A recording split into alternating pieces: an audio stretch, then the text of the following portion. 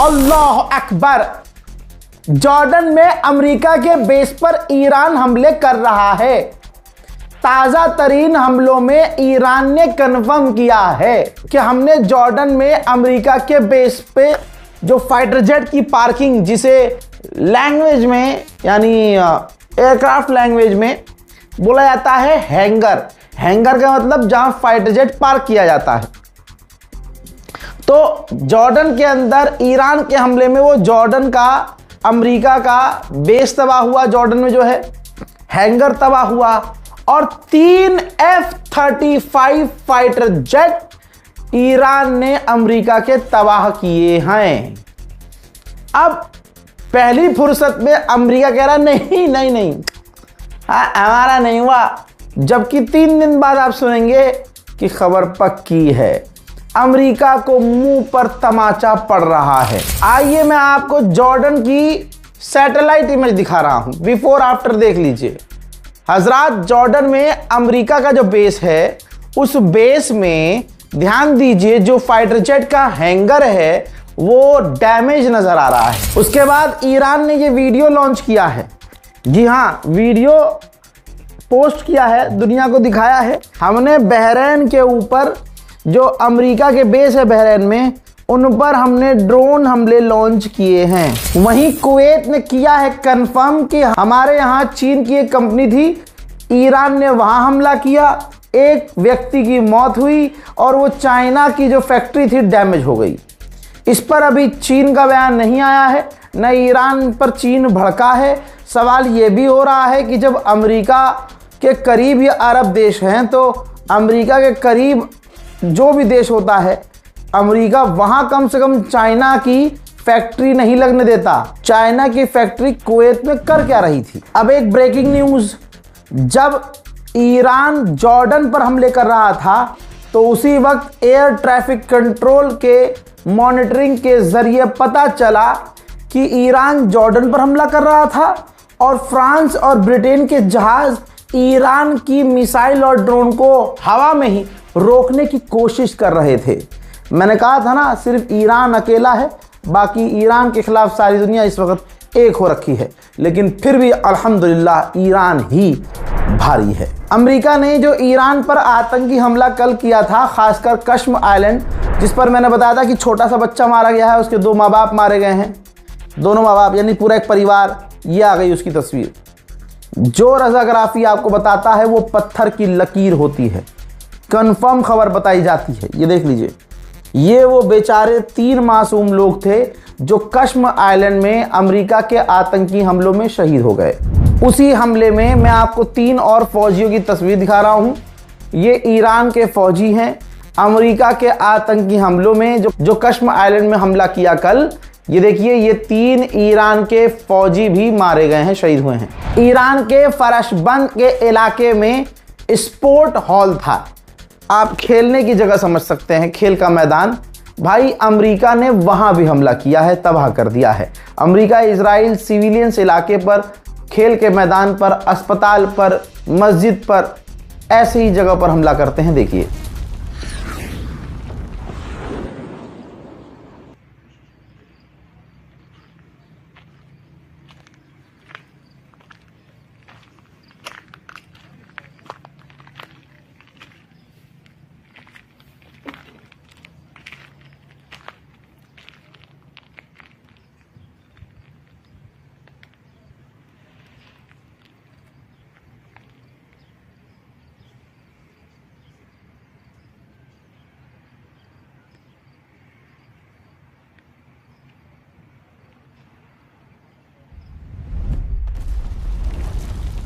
हज़रात, Iran के कश्म island पर भी अमेरिका ने जो खौफनाक तबाही मचाई है, मुलाहिजा फरमाइए।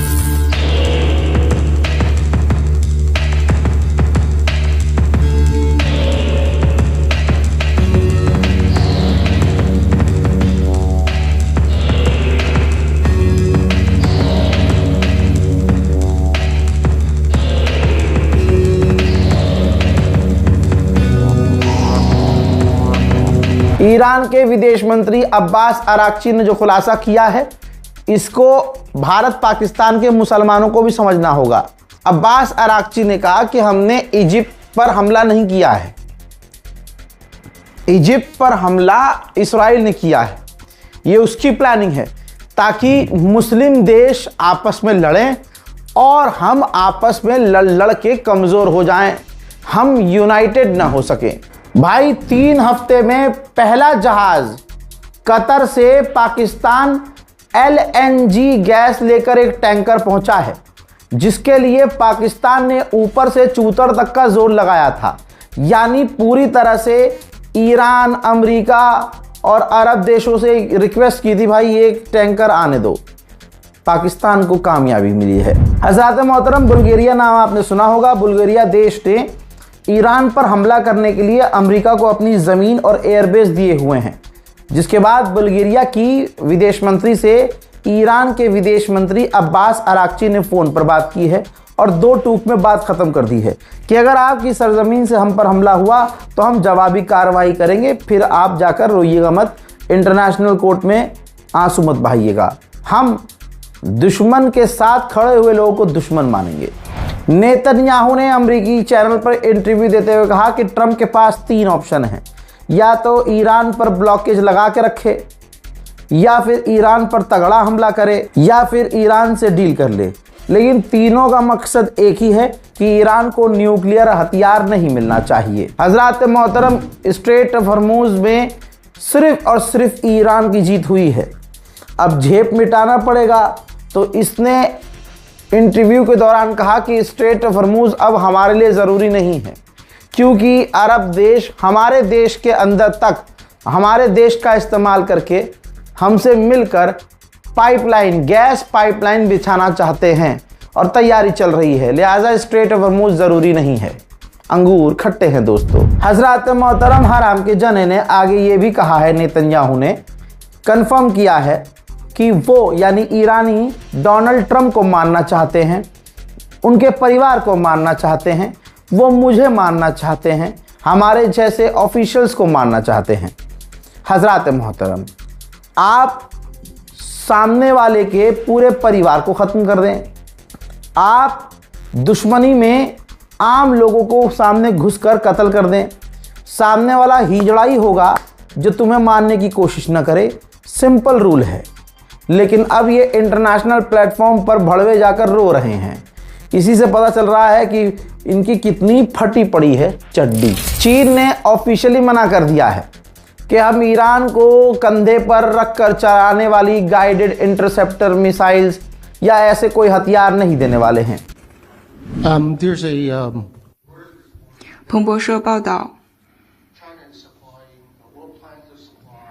中国计划向伊朗提供400枚肩扛式导弹，中方对此有何评论？ China has made its position clear on relevant issues on multiple occasions. The reports are not true and not factual at all. China always works for peace and the end of the conflict. तमाम चीज़ों के बाद America को यकीन नहीं है। America का मानना है कि चीन हथियार ईरान को देगा, तो अमेरिका ने कहा है कि हमने नज़र बनाकर रखी हुई है। उधर पाकिस्तान ने कहा है कि हम सब कुछ वो कदम उठा रहे हैं जिससे दोनों देशों के बीच डील हो जाए, अमेरिका और ईरान के बीच डील हो जाए। अबे हराम के हिजड़ो, पहले तुम पीओके में बंद करो। तुमसे पीओके नहीं संभल रहा, तुम आम लोगों को कत्ल कर रहे हो, छोटी छोटी बच्चियों को कत्ल कर रहे हो। पाकिस्तान की फौज लड़कियों के साथ गलत काम कर रही है, उनके घरों में घुसकर रात के अंधेरे में रेड मारा जा रहा है। पहले रात होते ही बिजली इलाके में काट दी जा रही है। रात के अंधेरे में किसी को भी सड़क पर देखकर प्रदर्शनकारी समझते ही गोली मार दी जा रही है। बच्चों की इज्जत लूट रहे हो, तुम गोलियां मार रहे हो आम लोगों को, जो बेचारे निहत्थे प्रदर्शनकारी हैं उनको कत्ल कर दे रहे हो, और चले हो ईरान और अमेरिका के बीच मीडिएशन कराने। इन्हें कहते हैं भड़वागिरी। अपना देश संभल नहीं रहा है, चले हैं दूसरे। जो मुसलमान सऊदी अरब को सजदा करते हैं, तो भाई साहब सऊदी अरब की भी फटी ईरान सही है। हाँ, बुरा लग रहा होगा, सच कड़वा होता है। लीजिए रिपोर्ट इसी लगा दे रहा हूं सबूत के तौर पर। सऊदी अरब के क्राउन प्रिंस मोहम्मद बिन सलमान का पर्सनल मैसेज लेकर सऊदी अरब के defence minister direct Donald Trump से मिले थे और कहा था उनसे साफ लफ्जों में कि सऊदी अरब के क्राउन प्रिंस का मानना यह है कि ईरान के साथ डी-एस्केलेशन होना चाहिए, ईरान के साथ लड़ाई दंगा ख़त्म होना चाहिए, हमें ईरान से भिड़ना नहीं है। मोहतरम हजरात, ईरान से भिड़ने का नतीजा ये है कि जिसको कभी रकम पैसा तेल की कमी नहीं हुई, उस देश में इकोनॉमी 4.8% गिर गई है। यकीन नहीं आ रहा भाई, सबूत से बोलता तुम्हारा भाई, हवाई बातें नहीं। हाँ ये देख लो, 4.8% सऊदी अरबिया की इकोनॉमी खाई में गई है और अभी और उम्मीद है कि इंशाल्लाह इसी तरह से सऊदी अरब की इकोनॉमी ज़मीन में घुसेगी। अमेरिका के वित्त मंत्री और चीन के टॉप ऑफिशियल्स मुलाकात करने वाले हैं ईरान के मुद्दे पर। मेरा दूसरा दिमाग ये कह रहा है कि पाकिस्तान ईरान को ठंडा नहीं कर पा रहा है और अमेरिका की एकदम फटक पाँच हो चुकी है। ऐसे में अब डोनाल्ड ट्रंप एक डेलीगेशन चीन के तरफ भेज रहे हैं कि भाई चाइना ईरान के करीब है, तो तुम ज़रा चीन पर प्रेशर डालो कि चीन मनाए और डील करवाए। यही बात सामने आएगी। ये एक और भविष्यवाणी मैं कर रहा हूँ, कल को मुसाद का मत कह देना यार, भविष्यवाणी मेरी सही निकलती है इसका मतलब ये नहीं मैं IRGC ने अभी ने कहा है कि हमने अमरीकी ठिकानों पर हमले किए हैं और हमारे एक जहाज़ ने स्ट्रेट ऑफ हॉर्मुज़ में अमेरिका के ब्लॉकेज को तोड़ते हुए आगे बढ़ने का काम किया है। ईरान में आतंकी हमले भी हो रहे हैं। ईरान में एक आतंकी हमला हुआ जिसमें ईरान का एक फौजी शहीद हो गया। मोहतरम हजरात, जलवा तो ईरान का ही है और मानना ही पड़ेगा।